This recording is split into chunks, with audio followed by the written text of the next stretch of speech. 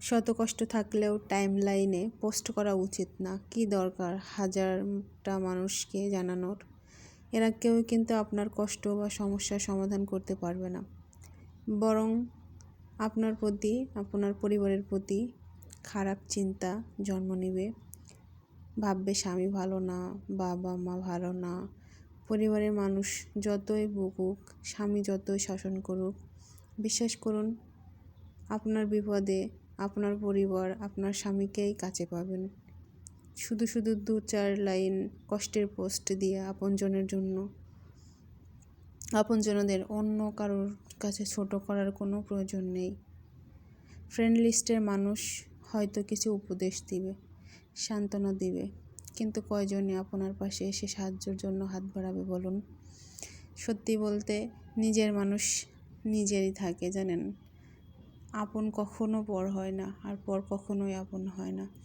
হ্যাঁ, বলে না, মানুষ বলে না আপন ছাড়া পর ভালো, পর ছাড়া জঙ্গল ভালো। আসলে কিছুদিন দেখবেন আপন আপনই থাকে আর পর পরই হয়, কখনোই আপন হয় না। আমরা বিশ্বাস করে অনেক কথা বলি, অনেক কিছু শেয়ার করি, দেখবেন পরবর্তীতে সেই কথা এক কান হতে আর এক কান, আর এক কান হতে আর এক কান।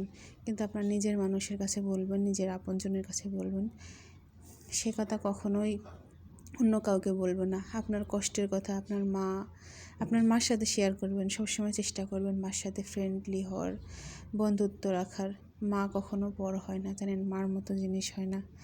মা যখন হারিয়ে যাবে তখন বুঝবেন, যাদের হারিয়ে গেছে তারা বোঝে যে মা কী জিনিস।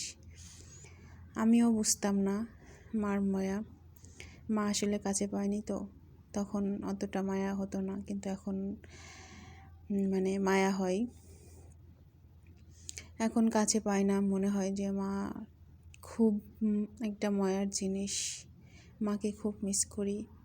আমার মাকে আমি কখনো বলতে পারিনি, মা আমি তোমাকে ভালোবাসি, অনেক অনেক ভালোবাসি। আমার মাকে আমি ভীষণ ভালোবাসি, সত্যি বলতে কখনো বোঝাতে পারিনি আমার মাকে আমি ভালোবাসি না।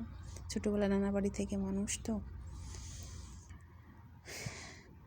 আমার ছোটোবেলাটা আমার নানা বাসায় কেটেছে। নানা খুব আদরের, আমার নানার কাছে আমিও খুব আদরের, আমার নানাও আমার কাছে খুব আদরের একজন মানুষ। সে না থাকলে হয়তো আমি বেঁচে থাকতাম না। আমাকে অনেক ভালোবাসে। এটা হচ্ছে কালেক্টর ভবনে এসেছিলাম। যাই হোক, অনেক কথা বলে ফেললাম। ভুল ত্রুটি হলে ক্ষমা দৃষ্টিতে দেখবেন। ভালো থাকবেন। আল্লাহ হাফেজ।